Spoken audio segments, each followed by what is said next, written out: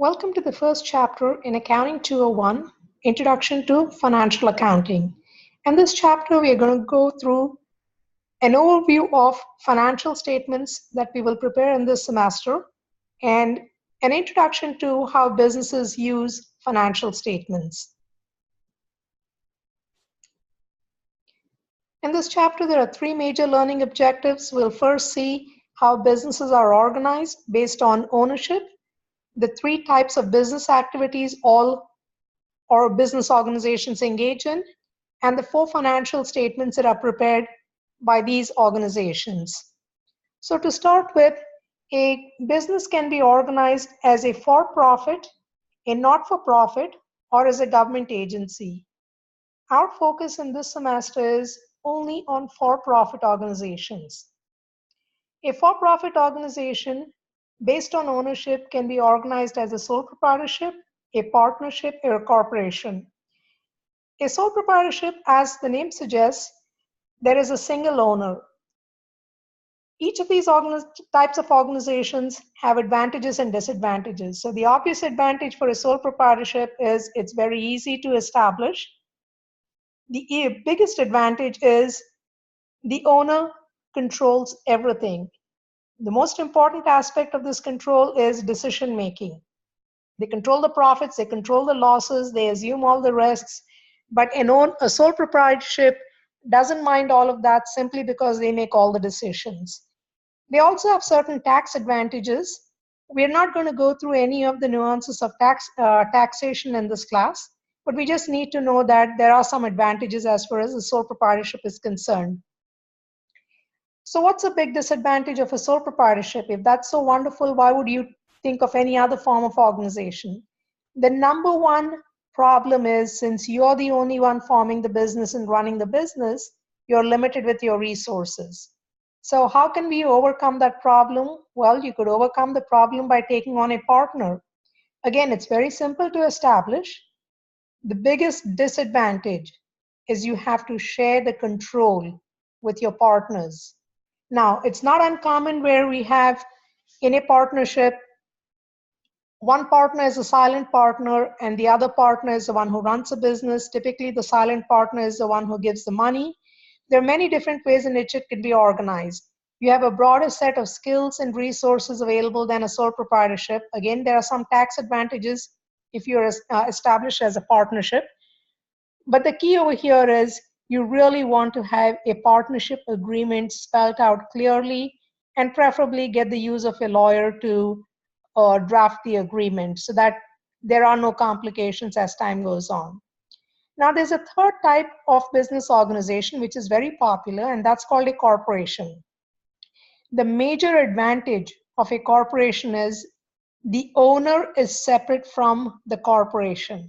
The corporation is a separate legal entity that can own assets, it can enter into contracts, it can sue, and it can be sued. So what that means is the owners of the business, the stockholders, do not have any personal liability for the actions of the corporation. So what's the maximum a stockholder stands to lose? Whatever they invested in the business, whatever they bought the stocks for. What could a sole proprietorship lose if they are sued? If a business is sued, it means the owner is sued because there's no distinction between the business and the owner. Same goes for a partnership. If a partnership is sued, every individual partner is considered a general partner, therefore they are going to be liable personally. That's not the case for a corporation. So that is a huge advantage for a corporation. Another advantage is transfer of ownerships. While in case of a sole proprietorship, once the sole proprietor dies, the business ceases to exist. His or her heirs can take on the business and continue it, but that's a different business that will be created. A partnership, it could get very messy. What if three of us are working in a partnership? We are equal partners, all is going well. One decides they want to leave the business. The other two want to continue the business. How do we carry on with this? Unless it's spelled out in the partnership agreement, it becomes very difficult. For a corporation, that is not an issue at all. If I want to sell my shares, I have shares in AT&T, let's say $1 million worth of shares. I could sell those. I could give them to anyone. I could gift them to anyone. No problems at all. So what you will see is each of these types of business organization based on ownership have advantages and disadvantages. The focus in this semester is going to be on corporations. All the accounting rules and regulations we talk about are for corporations. In most cases, sole proprietors and partnerships also follow those rules, but they're not required to. Corporations have to follow the rules that we're going to talk about in this semester. So who uses the information that we come up with in accounting, the financial information? We have external users and internal users. There are two major external users you're concerned with. The investors, that's the stockholders, and the creditors. The investors want to know how their investment is performing. Are we better than we were before? What are the chances that the future is going to be affected based on how the economy looks? A variety of factors they would want to know. Creditors have loaned us money. They're doing business with us. They want to know, number one, are they going to get paid? If they're not going to get paid, they're going to be very upset with us, and obviously they could take us to court. So they rely on our financial statements in order to assess how we are performing. Now, the same financial information is also used by internal users in a variety of ways. A lot of this you will see extensively in the Accounting 202 class, which is managerial accounting, where they rely on managerial information, accounting information, as well as financial accounting information. So the management uses it, marketing department will use it, the finance department will use it, HR department will use it. So a lot of these financial statements are relied upon by internal and external users. So it's very important that we prepare this information carefully, follow the rules, and try and do our best job so that we make the information that is supposed to be relayed through the financial statements as clear as possible. Well, all of this is done with good intentions. But what happens if there's one rotten apple? Well, unfortunately, there have been a lot of rotten apples recently. And you've heard of all the financial scandals that have happened in recent times. These financial scandals that we talk about in the recent times, they've been going on for years. Well, as long as businesses have existed, as long as human beings have existed, I guess we do have cheating that goes on. So the question is, how do we resolve these problems? Is it something that should be addressed in financial accounting by accountants, or is it something that someone else should take care of? Congress that typically does not oversee the accounting standards rulemaking did pass the Sarbanes-Oxley Act in 2002, and this was largely to address some of these financial scandals. And a large part of what the Sarbanes-Oxley Act, which is the acronym is SOX, is emphasis on internal controls. There have to be good internal controls. Ultimately, if there is no sound ethical behavior at the top of any organization, you can't expect anything better from the rest of the folks. So how do you resolve an ethical dilemma? Well, ultimately it gets down to your personal ethics and your conscience, your belief system. First, you need to identify that you are being faced with an ethical dilemma. What are the issues involved? Who is affected? How are they affected? And how will the various parties affected profit or not, or get hurt by the decision that you make ultimately? You're the one that's faced with this dilemma. Let me give you an example. It's the end of the first quarter. Your department had to meet a target of $1 million in sales. You're a little short of that sales. Your boss comes to you and tells you that you have an order that's going to come through in a few days' time, which falls into the second quarter. And he asks you to book that sale right now, which basically means he's telling you to lie and say that the sale has happened today, which would mean that you'd meet the $1 million quota, your department would be fine, your boss would be fine, perhaps both of you are going to get a pay raise or a bonus or something. Is that wrong? Absolutely. The sale has not happened. It's going to happen in a few days' time. Saying that the sale has happened now is lying. You're basically trying to profit from the situation. Maybe you don't want to get fired. You want that bonus. You are relying on it. Who is affected? The financial analysts make recommendations about a company's financial health based on them meeting or not meeting the estimates that they had put out.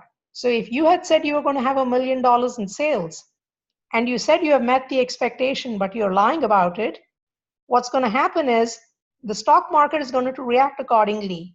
Investors are putting their money in. Should I worry about those investors? Well, think about it for a second. What if this was your pension money, your kids' college savings money that's being put into the stock based on a lie that someone has told in the company? Absolutely. And even if it's someone who just has money, however they have earned it, and maybe they don't need it for pensions or kids' college, whatever it may be, you are lying. Now, again, this is easier said than done, this ethical dilemma. You know that it's a lie and you should not do it. However, if your boss tells you in no uncertain terms, he or she is going to fire you if you don't do this, what are you going to do about it? Not an easy answer. You're going to come up with many such situations in life, and you really need to be comfortable to do the right thing. And sometimes if it means you have to walk away from the job, you have to walk away from the job. Now someone else could come in, fudge the numbers, but at least you didn't do it. So this is a real problem. It has been there, it is there, and it will continue to be there. We have to be smart about how we deal with these situations. Now let's look at the type of activities that a company engages in. They engage in financing activities, investing activities, and operating activities. Our job over here as accountants is to keep a track of all these activities and record them so that we can, it flows through into the financial statements. So the financing activities, you're basically talking about raising money to run the business. So you borrow money. The money you borrow is called a liability.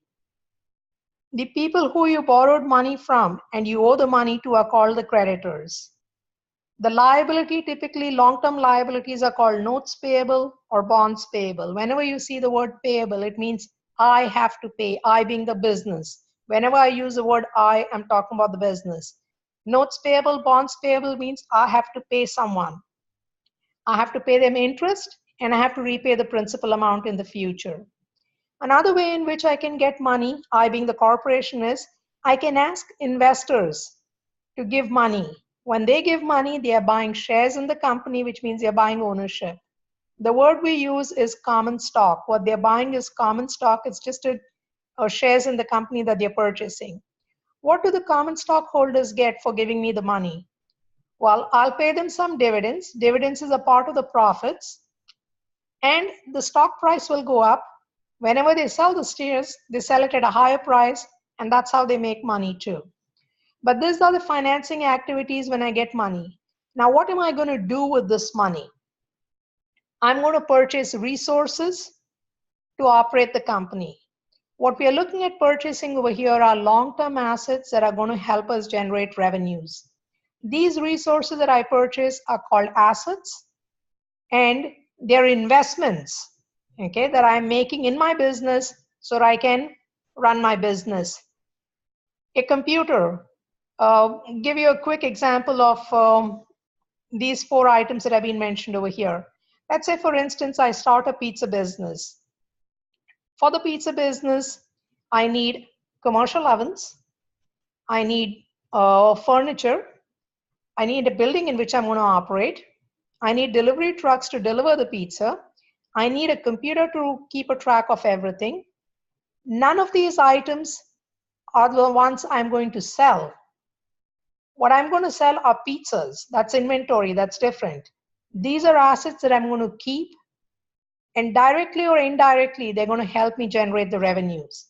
The building does not help me generate any revenues directly. Indirectly, it does, because it gave me a place to make the pizzas. The furniture gave me indirectly.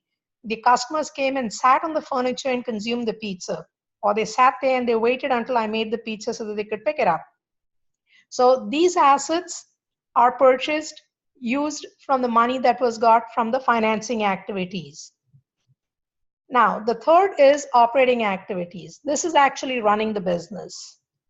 When I sell my goods or services, I earn revenues. The money I get from customers by selling my goods and services is called revenues.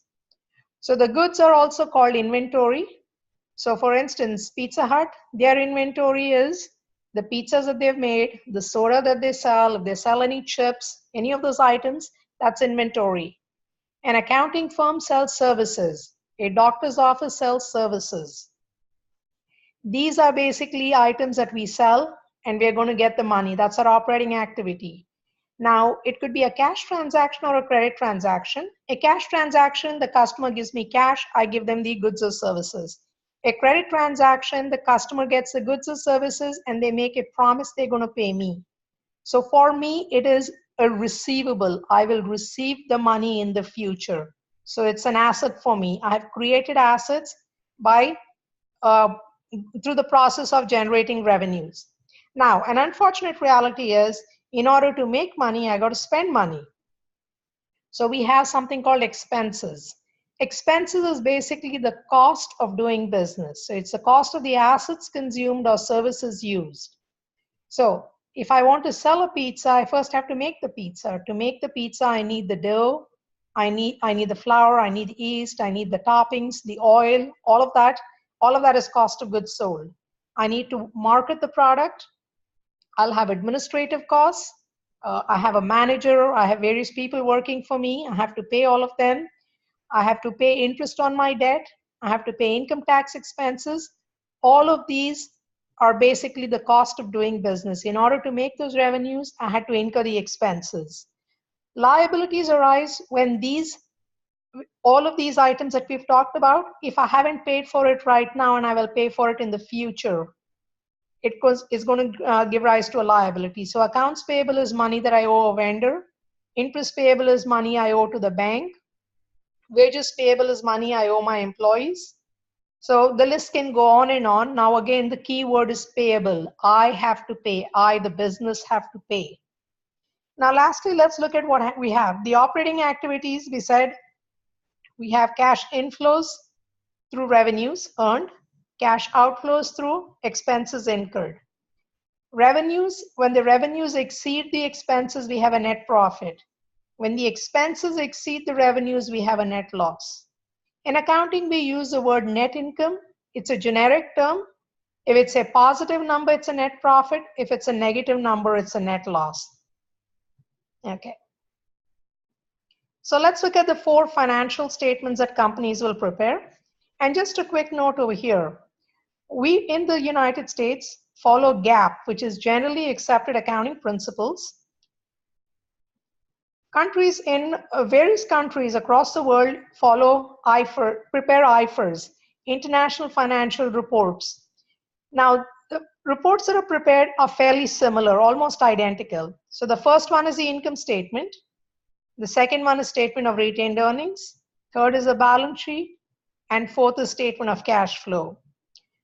So let's take a look at each of these quickly and see what they look like. So the income statement, always in the header, you have the name of the company, name of the statement, and the income statement is always for a period in time. So in this case, it's for the month ended October 31st, 2017, which means it's October 1st through October 31st of 2017. This is a simple format in which I list my revenues. There's only one revenue item here, service revenue. I list my expenses. I list all of them in this is just an inside column and this is an outside column. So I list all my expenses in the inside column and put the total in the outside column. The difference between these two numbers gives me the net income. In this case, obviously, it's a net profit because my revenues were more than my expenses. We report revenues and expenses for a specific period of time. Past net income provides information for predicting future net income. So this is the entire purpose of this income statement. It's like a report card. I'm showing you my semester performance, and based on that, you're going to predict what my future semester is going to look like.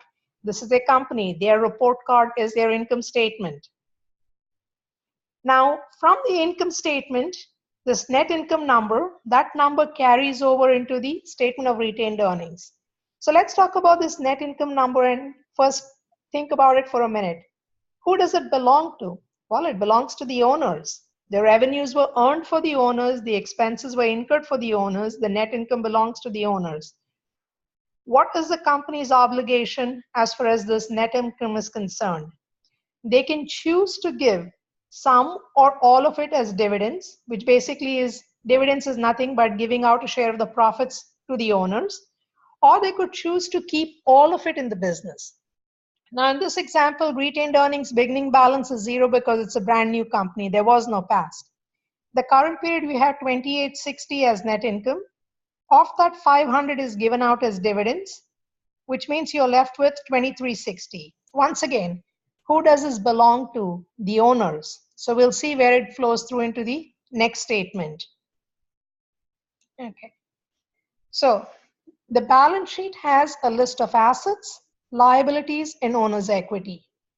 Now, in the owner's equity, we have only two items, common stock and retained earnings.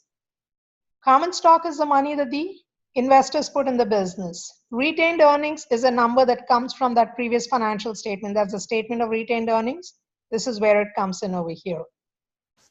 So what you see over here now is as of a particular date. A balance sheet is always as of a particular date. What are the balances in the various accounts on the date? Here in this case, it's October 31st. Okay. Total assets must equal to total liabilities and owner's equity. In the next chapter, you will see why that's the case.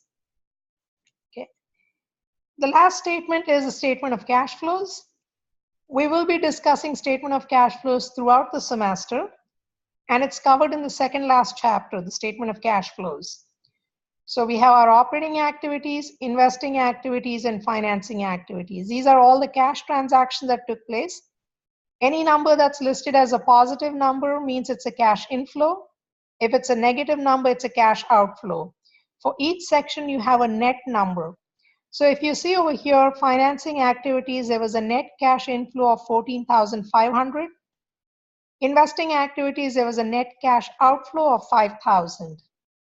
Now, in a very general, broad way, when we discuss statement of cash flows, we always hope this first category is positive, which means your operating activities, you're bringing in more money than you're spending. If the financing activities, you have a big inflow, you should have a corresponding outflow in investing activities. If you brought in all this money, what did you do with it? You're putting it in investing activities, which means buying long-term assets that are going to help you generate revenues in the future. It does not have to be a one-on-one comparison, but you have to have, if there is financing activities inflow, if I don't see outflow over here, it's very concerning. If I have a lot of inflow over here, I'm selling all my long-term assets. That's not good because eventually it's going to hurt my operating activities. So these financial statements do tell me a story about the company's performance. Again, the statement of cash flows is for a period of time, for the month. So only the balance sheet is as of a particular date. The other three statements are for a month in this case. All publicly traded corporations have to prepare financial statements at least once a year, the annual financial statements. Okay. So what else does a company have to provide in addition to financial statements? They provide the management discussion and analysis section. In this, the management gives their opinion about how the company has performed. It's them explaining these financial statements beyond just the numbers. What happened? Why did those numbers look the way they did? If they had said that their revenues were going to go up and it actually went down, it wasn't as high as they thought it would. What's their explanation? What do they say about the impact of politics or the economy or the industry on their particular company? Not everything can be presented in the financial statements, so we have the notes to the financial statements. You'll have a lot more detail in the notes to the financial statement. And lastly, you have the auditor's report. All publicly traded corporations have to have an auditor's report. This is an external auditor, someone who is not an employee of your company, an outside party that the shareholders, on behalf of the shareholders, they have been retained. The auditor comes in and checks to see if the financial statements have been prepared in accordance with GAAP. Their job is not to find fraud. Their job is not to find, or if they find fraud, they are supposed to report it to the board of directors and the audit committee. But that is not their job. Their job is just to make sure these financial statements have been prepared correctly. Now, a quick note over here. Every chapter, at the end of the chapter, you will have comparisons of how we prepare financial statements with the International Financial Reporting Standards, the IFRS. For the most part, a majority of what we talk about, they're fairly identical, not just the similar, but fairly identical. There are very few differences that are significant. We don't cover them as much in the introduction to the financial accounting class as we do in intermediate or advanced accounting. But at this point of time, you just need to know that the financial statements that are prepared by, in accordance with our US GAAP, is fairly similar to what's prepared by IFRS. So this chapter is now complete, and we will look at a few exercises and see how to work through them.